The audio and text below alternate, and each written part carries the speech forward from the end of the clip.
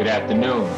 In this virtual world, I'll ask you to give us a couple of minutes so we can amass everybody in the same room. So give us a moment, please.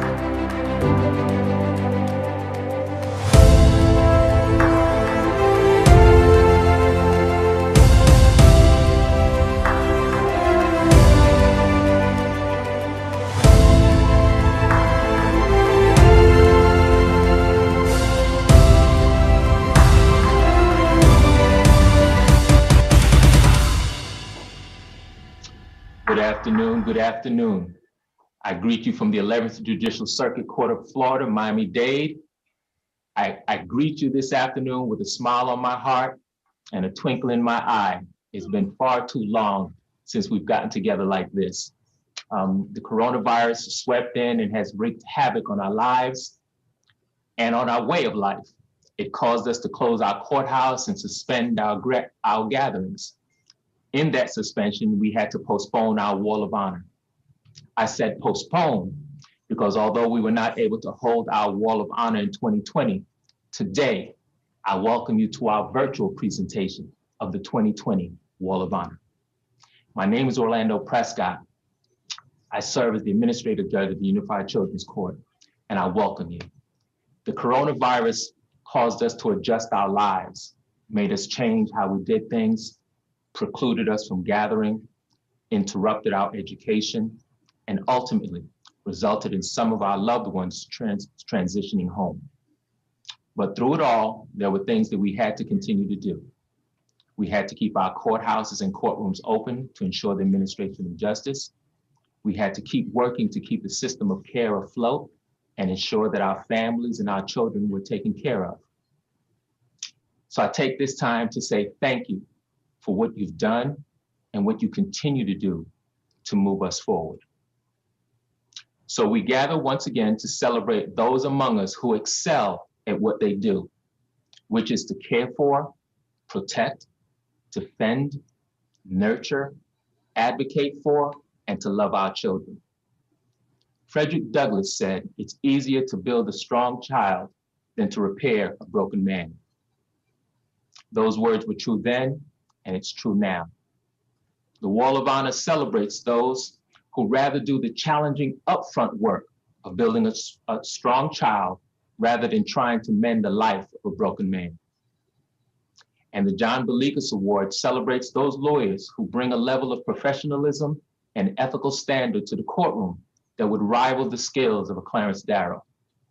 So today, we gather to honor those among us who have demonstrated their passion for our children, the children that we all serve. Welcome to you. I take this opportunity to introduce to you our Chief Judge of the 11th Judicial Circuit, Judge Bertila Soto, who will give us some remarks.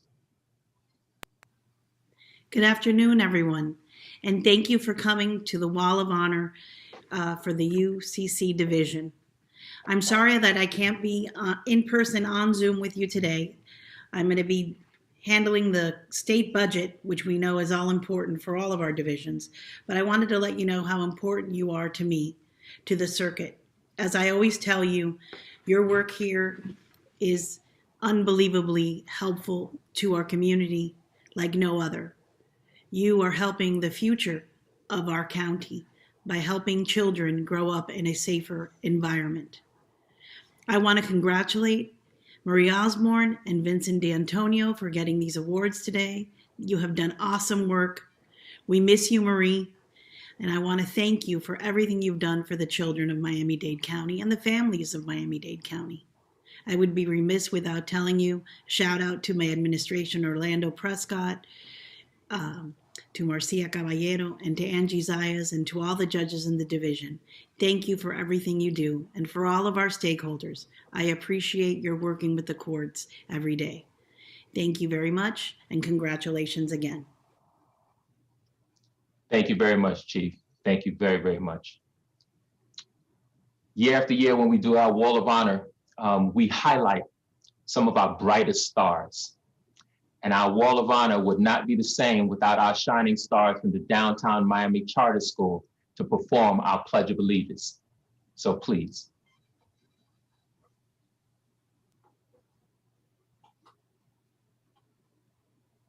to pledge allegiance to the flag of the United States of America and to the republic for which it stands, one nation, under God, indivisible, with liberty and justice for all.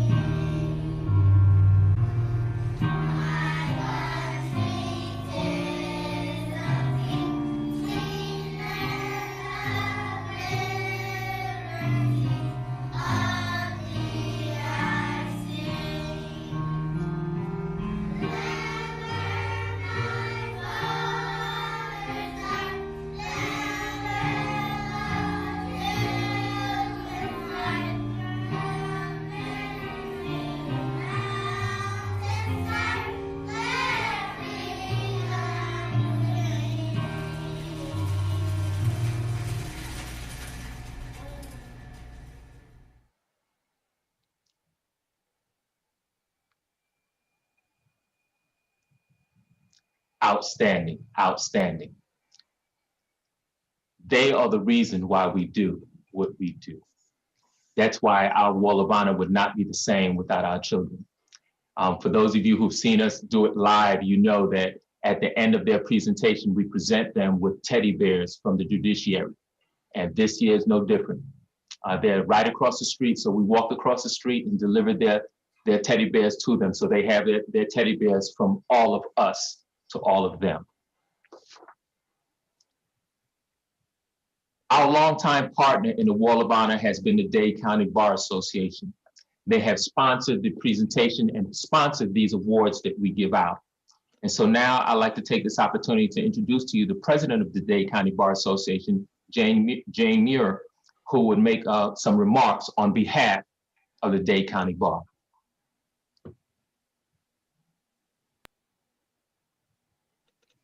Hello, and welcome to the Miami-Dade Children's Court Division Wall of Honor ceremony. I'm Jane Muir, president of the Miami-Dade County Bar Association. The judges, attorneys, administrators, healthcare professionals, and volunteers of this division dedicate themselves to working to protect the welfare of our children. And it's our privilege to support the Children's Court Division again this year, as we have done for many years in the past. This year, we're proud to honor Marie Osborne and Vincent D'Antonio, who have dedicated their entire careers to fighting for the welfare of children. Ms. Osborne, a career public defender, has been known as a trailblazer, one of the first women to become an administrator in her office. Mr. D'Antonio, always polite and professional, has dealt with mental health and other challenges affecting his clients. Both are known for their outstanding advocacy in the defense of children. On behalf of the bar, we thank you for your passion and your purpose towards serving the best interests of children. Thank you, Ms. Muir. We greatly appreciate the relationship that we have with the Dade County Bar, who continues to year after year, regardless of what the struggles may be, they always stand with us for our children. So we say thank you. Now we turn to the awards. Ladies and gentlemen, I'll introduce the John Bellicus Award recipient will be to introduce the recipient will be Mr. Russell Shepard, and then you will hear from the recipient, Mr. Vincent D'Antonio. But I must tell you that you will not find a photograph of Mr. D'Antonio. We asked him for a photograph, and then we realized that we needed his authorization to use his likeness or his picture because it's copyrighted. The fee was slightly above what we're capable of paying. And we asked him if he would give us the family discount, and he said no. So unfortunately, you will not have a photograph of him, okay? So at this point in time, I'd like to introduce to you Mr. Russell Shepard. Thank you, Your Honor. Thank you to everyone here this afternoon. It is my honor to introduce Vincent D'Antonio as the recipient of the John Bellicus Award for Professionalism 2021. There is no person deserving of this award more than Vince. Vince is the chairperson of our Dependency Juvenile Standing Committee. We are the only circuit in the state of Florida to have this. In other words, the Dependency Registry in Miami-Dade County polices itself. This works because Vince is an effective liaison with the judiciary and court administration. He's been chairperson for over 20 years. He orchestrates the requirements for Dependency Registry Counsel, whether dependency, termination of parental rights, children in need of service, or appeals. As chairman, he sets up the admission, acceptance, suspension, and expulsion of its members and placement of registry attorneys in their respective divisions. When Unified Family Court expanded, Vince worked in concert with Judge Fajardo in developing a system for dependency registry attorney assignments in those new divisions. As chairman, he established the current shelter coverage system for indigent parents. The Defense Registry is required to attend shelters twice a day at 10:30 a.m. and 1:30 p.m. Vince was the person the judges looked to implement a system. Far from easy. Registry attorneys are made up of individual practitioners. They are not employees. It is not part of their contract with the state to do this. So Dependency Registry must, approximately every 6 weeks, keep a morning and afternoon free without pay to handle shelters. Oh my God. Try telling this to about 4 to 5 dozen sole practitioners. You have no idea of the blowback.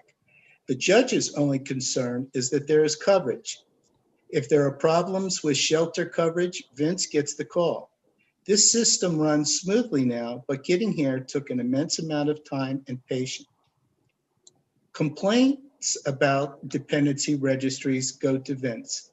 Procedures are set up for such investigation.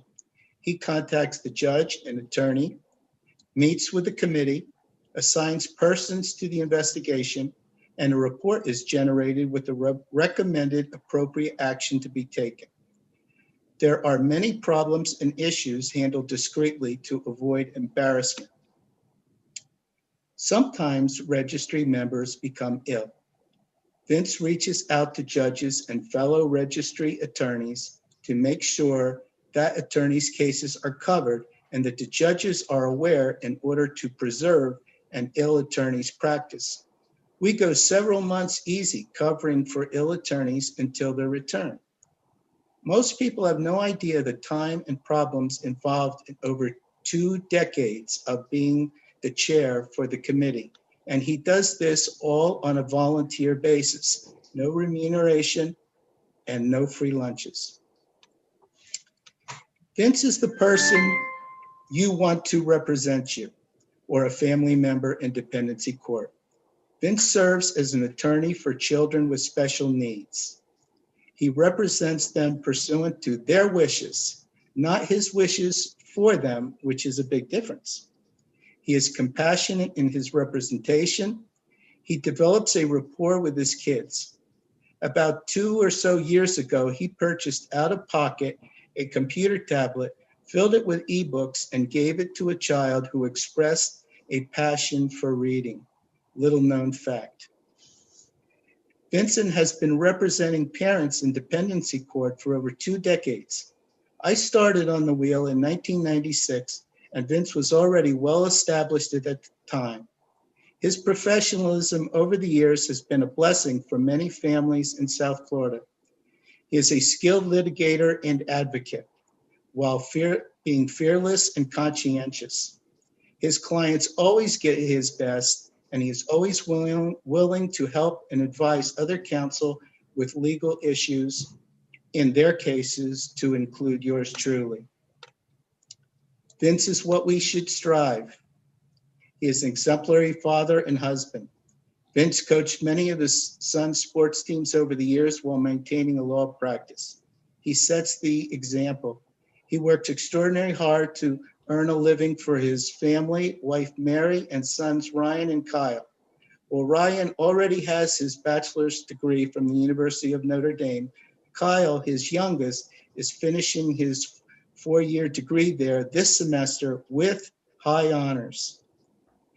Vince and I both knew John Bellicus and miss him dearly. John and Vince both represent parents in dependency court. I am sure John is smiling about Vince's selection for this award. So without further delay and my full respect, I introduce my friend, Vincent D'Antonio, recipient of the John Bellicus Award for Professionalism 2021.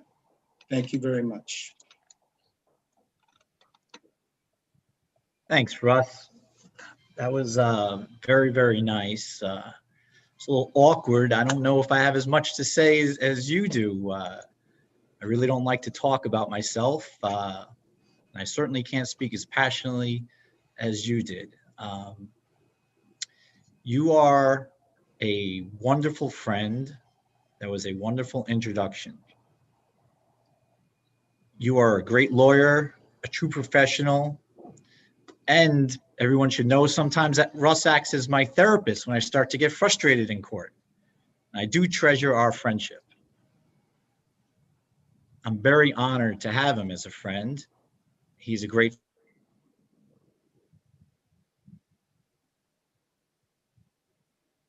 He doesn't like speaking about himself so much, he froze. Okay.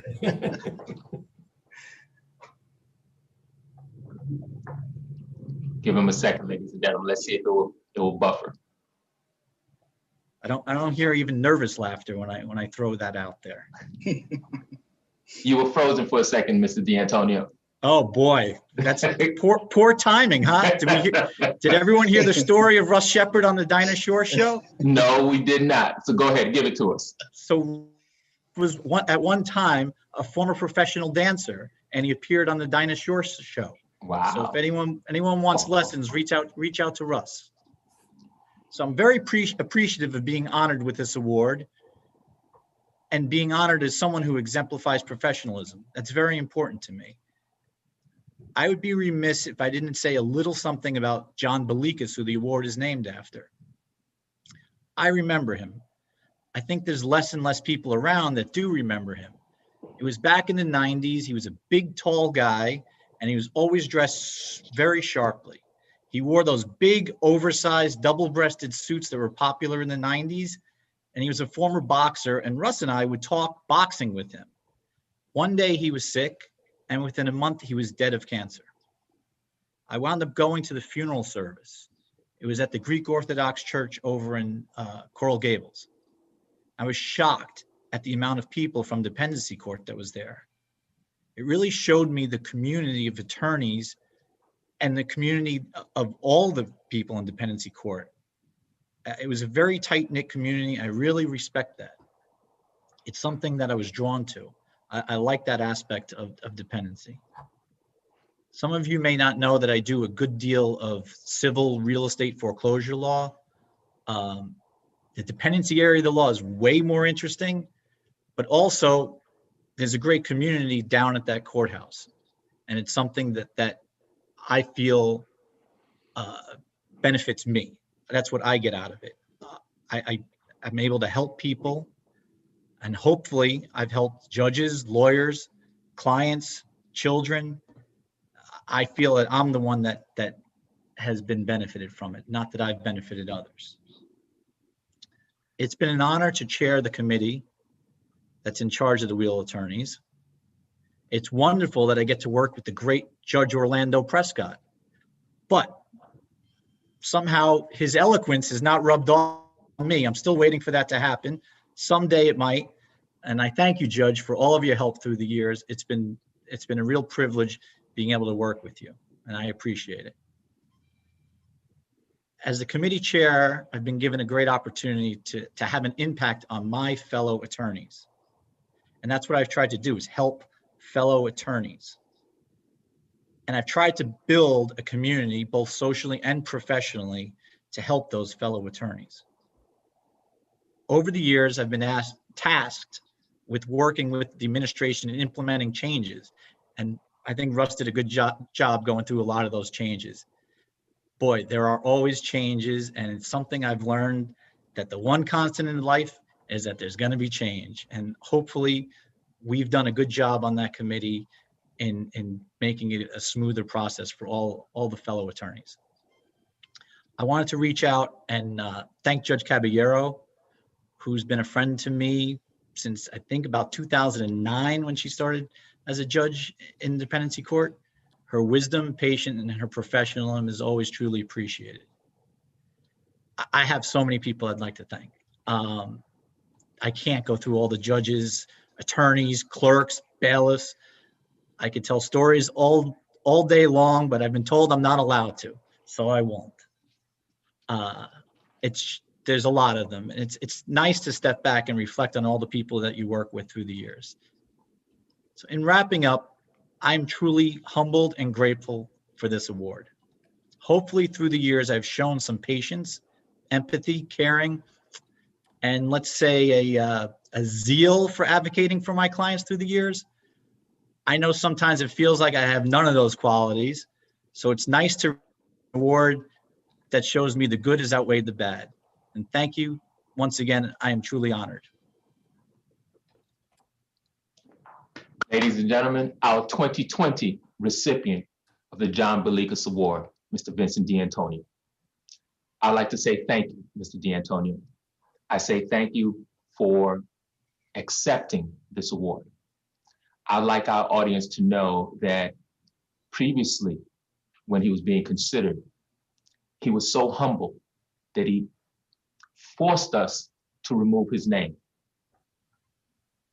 He speaks of his patience, his empathy, his caring, but you also need to know about his humility. But it only goes but so far. Get your roses while you're still here. You spoke about going to John's funeral and seeing how he was loved and appreciated. I'm glad that you accepted the award this year. Thank you for all that you have done, young man. Thank you, sir. Thanks, Judge. Appreciate it. And now, ladies and gentlemen, we turn to the Wall of Honor. Give me a moment of personal privilege. I've known this recipient for a couple of years. Although I've always had a passion for our kids. What joins Ms. Osborne and I is our love for our kids. And when I speak about kids, I'm speaking about all of our children. And when I was given the pleasure of coming here to juvenile court and gave me an opportunity to work one-on-one with her, I got to see her up close and personal. And that passion and that fire, Ms. Osborne gave me a compliment one day that she really didn't understand what she was saying to me. And she told me that she was glad that I was here. And it just validated things because somebody who has her passion looked at me and said, thank you. That meant the world to me, Ms. Osborne, the absolute world to me. You have taken another chapter in your book.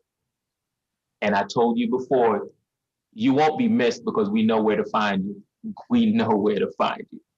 So ladies and gentlemen, I ask that you welcome our public defender for Miami-Dade County, Mr. Carlos Martinez, who will honor us in introducing the 2020 Wall of Honor recipient, Ms. Marie Osborne.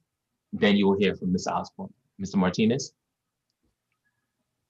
Thank you very much, Judge. I greatly appreciate the committee bestowing this tremendous honor by adding Marie Osborne's name and photograph to the Wall of Honor at the Children's Courthouse. It honors her and it honors every single person working at the Public Defender's Office. So I'm thrilled and honored to have this ability to be able to introduce my friend today. Robert Kennedy said, every time we turn our heads the other way, when we see the law flouted, when we tolerate what we know to be wrong, when we close our eyes and ears to the corrupt because we are too busy or too frightened, when we fail to speak up and speak out, we strike a blow against freedom and decency and justice. All of us who know Marie know that that quote could have easily been Marie's quote. Marie always speaks up and speaks out. She has never been silent about injustice. Marie has spent a lifetime committed to the preservation and vindication of our children's constitutional rights. But more than that, she has been a guardian of children's spirit, always recognizing and exalting their innate goodness and speaking out when others remain silent. She has been a tireless, steadfast, and indefatigable champion of Florida's children. Her zealousness and passion for her work is matched only by her pure and open-hearted dedication to justice, fairness, and human dignity. Her abundant intellect and energy are well matched by her eloquence, and you will hear that in just a few moments. No one can question her passion, persistence, and persuasion.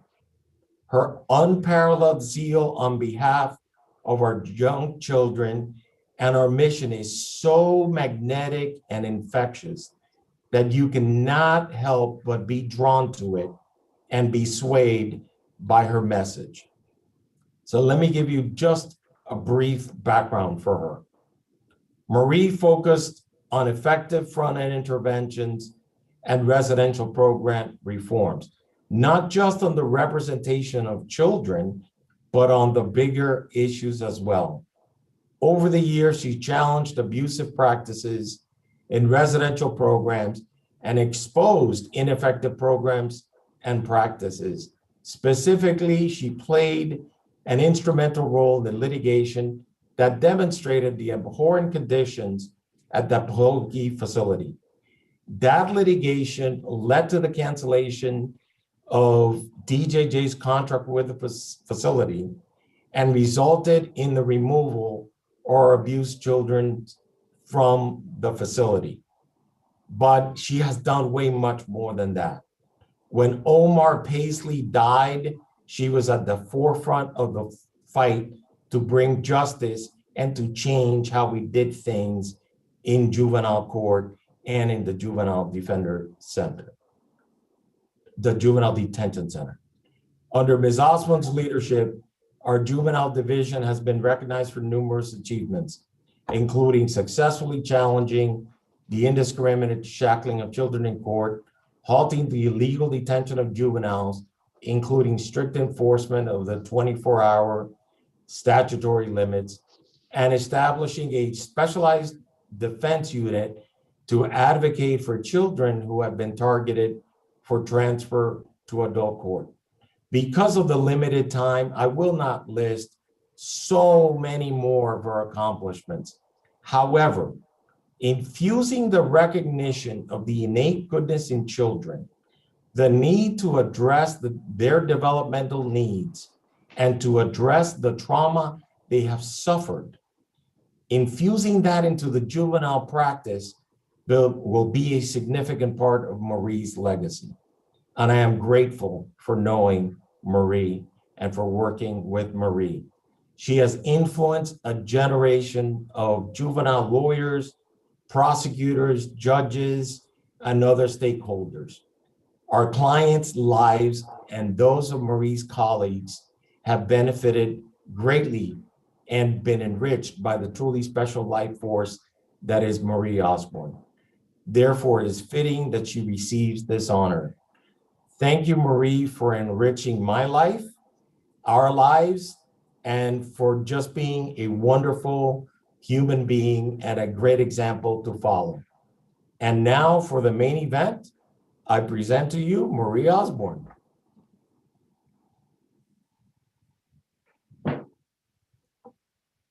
Thank you so much.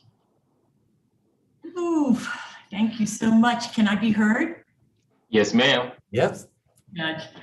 Well, thank you so much. I mean, you know, it was a privilege to work with you too, Judge Prescott. You know that. And I know that we often had different obligations in our roles, but we were always in sync for the larger group of the protection and the fostering of young lives and their potential. So it was really a pleasure to work with you all that time. I want to thank Judge Soto, with whom I worked on the Supreme Court Children Committee. It's such a great honor to get to know her.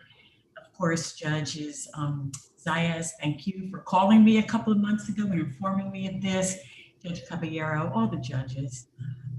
There's nothing I can say about my love for Carlos, my office in general, the pioneering vision of Bennett, and all my colleagues, too many. I mean, we're one of 400, so I won't. I just know that you are all in my heart and that you did so much to improve and inform me all over the years, not just professionally, which was important, because I needed refinement, but definitely personally. Thank you all so much for that.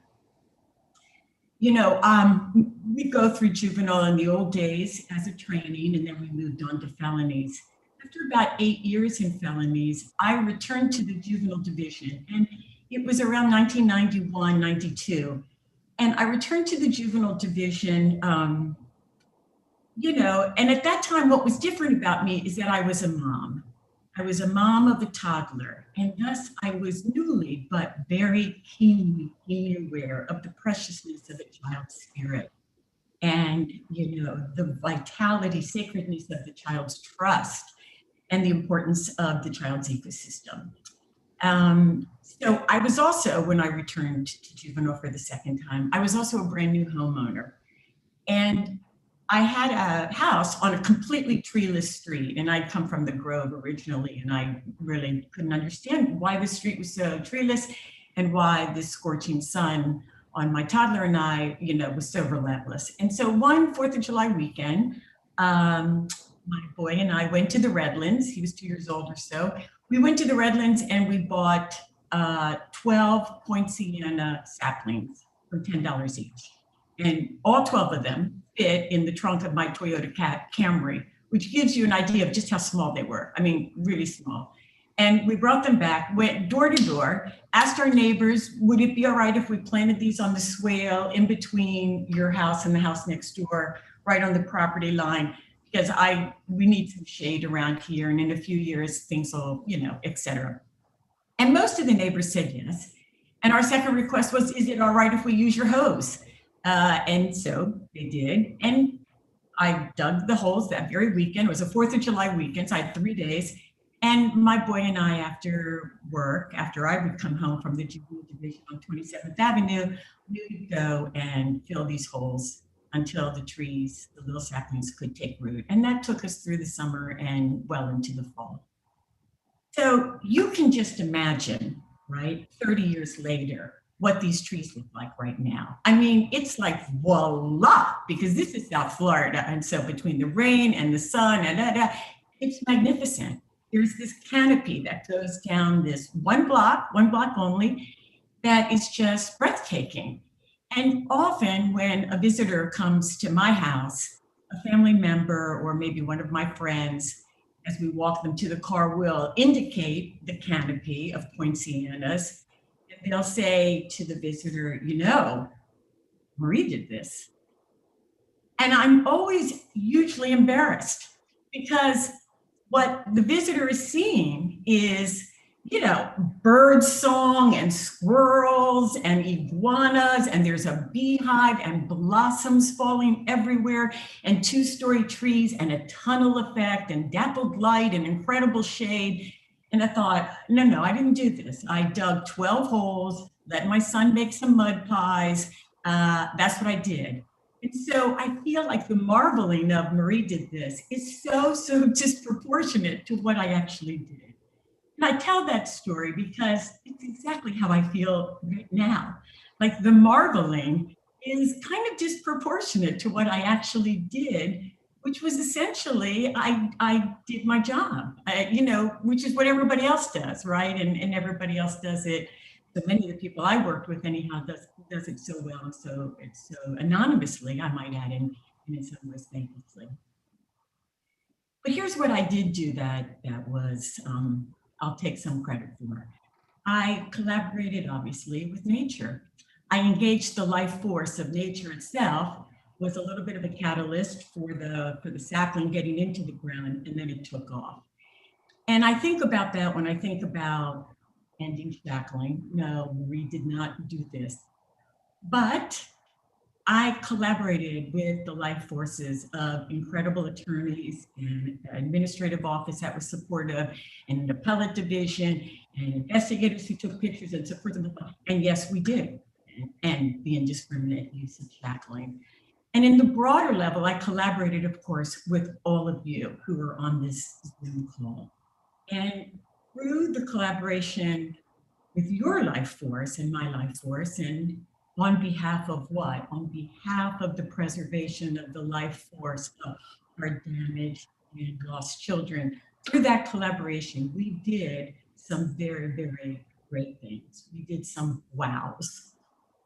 We know that, so in 1995 is when I became the head of juvenile, And in 1996, the following year, two enormous things happened that are of huge significance. One is I had a baby girl, and the other is the Youth Crime Task Force was formed. Shortly afterwards, so was the Juvenile Assessment Center. And right at the same time, so was the Children's Trust. And by the way, so was the Melissa Institute. And the Juvenile Justice Board, of course, was always there and even now more invigorated. And in the midst of this huge war on kids, this get tough era, this you can't do nothing with them, this they are super predators, we have to send them all into the adult courts and jails and prisons, they're a whole new species. In the midst of all of this, we were having in 1995-96 almost 20,000 Miami-Dade children arrested every year. It was a tsunami. And yet, at the same time, this incredible coalition of super child savvy people, caring people, competent people, and can-do people, all of you, and I was a little part of it, of course, we got together and we looked for, we funded, we piloted, we defunded, we tested again the best practices known in the United States at the time. We imported them, we implemented them, we gave them to our children. And lo and behold, by having great practices and interventions support the child's natural life force, energy, resiliency, we were able to reduce those 20,000 almost arrests a year to, I think at one point we were down to about 3,000, 3,500. It was a nationally stunning achievement, and it got us national acclaim, but, and it gave us hope. For all those who say you can't do nothing with these kids, we had just done something, and something incredible. With the hope also came the challenge. And the challenge was the population that didn't yet respond to what we yet know that can reach a child and redirect a child and, and rehabilitate the child, to use that word. We don't necessarily have those answers yet. And so in our success of getting it down to really the equivalent of 2 urban high schools, something one can really work with, we also got a more distilled population, and we aren't yet able to sort of pick that lock. And sadly, because we don't yet know the context or the remedies, sadly, we default to the old tried and failed practice of caging, locking, isolating, getting, anything to get them off the streets. And hopefully we'll do better than that. But we were learning every year from 1995 and onward as a group in all of these organizations and many more that I don't have time to mention. We were learning all about brain circuitry. We were learning about trauma. We were learning about the adverse childhood experiences and the long-term impact they have on a child. We were learning about cortisol. I want to mention, yes, cortisol, the fight or flight response that is involuntary. We were learning about so many crippling effects on children that occur long before they have any options, long before they have any responsibility for the imprinting happening to them. And then some years later, when that imprinting outs itself, we want strict accountability for your horrible behavior. Yeah, right? Many of those behaviors are the product of things we have no idea yet. Just as in the past, we would take an epileptic, think he was possessed by the devil, throw him into the woods, let him die. We did horrific things to the mentally ill, to the bipolar or the schizophrenic, horrific things through fear and ignorance, because we hadn't yet figured out how to pick the lock. And I'm convinced more and more that the vast majority of the behavior, the antisocial or the criminal, so-called criminal behavior we see displayed by our most damaged kids, I'm convinced it comes from, forces that are so beyond their control, a whole bunch of forces that occurred way before they had any control or any real decision-making potential. And it also makes me wonder, here in the 21st century, what are we misdiagnosing? We thought we were possessed by Satan. Now we know it's just epilepsy. So what are we misdiagnosing here, right? And what are we doing in terms that perhaps make our misdiagnosis through our ignorance and our fear actually worse than the condition that we find the child in? And so we all know we're just on the frontier of this whole brain exploration, and it's so exciting, and it's going to give us more and more context and hopefully more and more possibilities.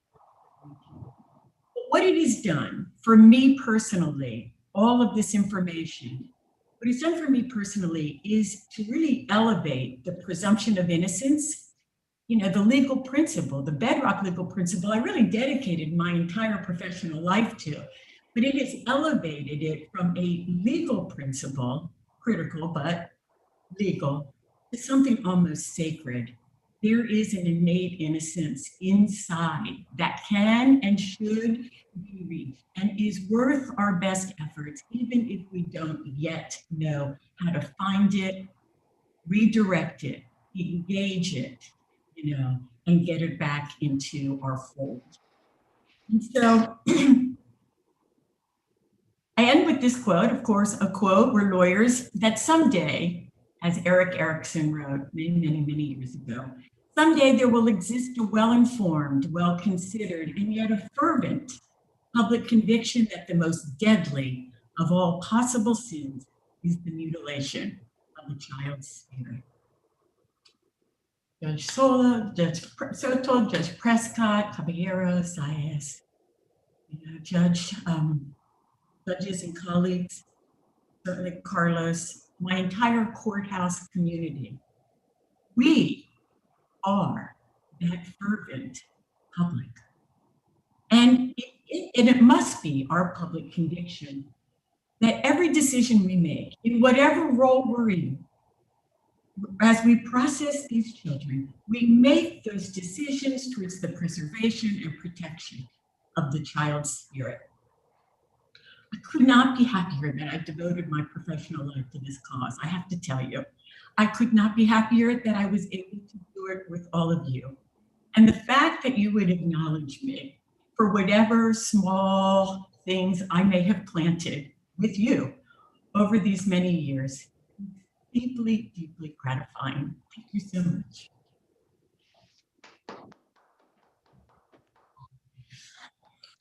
Now you see, you have a small glimpse of what we had the honor of working with so many years.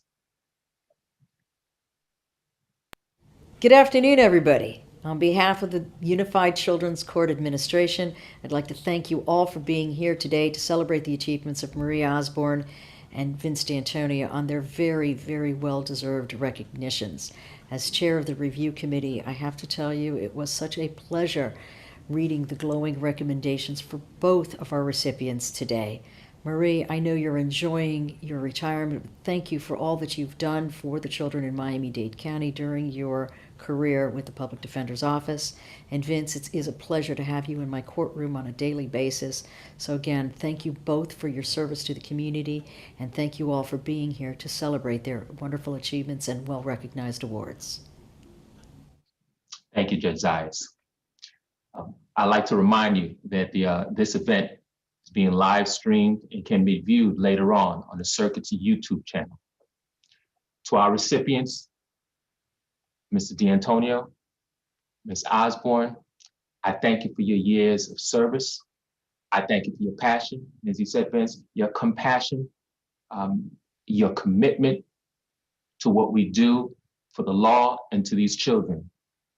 And to you, our general audience, I say thank you for taking the time out of your busy day to honor our recipients, to thank them for what they have done and what they continue to do in the lives of our children, and to the impact that they have on the legal profession. The coronavirus caused us to have our 2020 Wall of Honor in 2021. But stay tuned, because now we know what we have to do. We're going to have our 2021 Wall of Honor in 2021. To our committee that sat down and sifted through these applications and these nominations, and they heard about some phenomenal people. But that's what we do. I'm fond of saying that I'm extremely proud to be a member of the judiciary here in Miami-Dade County. It's because you do what you do. To Mr. D'Antonio and the Wheel attorneys who represent our families' independency, to Ms. Osborne and our public defenders, to our state attorneys, to our assistant state attorneys, to our regional counsel, to our to the Children's Legal Services attorney. We all come together, as Marie said, although we're coming from different avenues, we're going in the same direction, working fervently for our children. So I thank our committee for making these selections. It was not easy because they're all so very qualified. And I'm proud to know that I work with such qualified individuals. So on behalf of the committee, I thank you. Ladies and gentlemen, I thank you for what you do. Coronavirus knocked us down, but we're getting back up. Continue to stay safe. And from my heart to yours, and from my family to yours, have a blessed one, and we'll see you soon. Have a great one. Thank you, Judge. Judge. Thank you, you too. Thanks, Judge.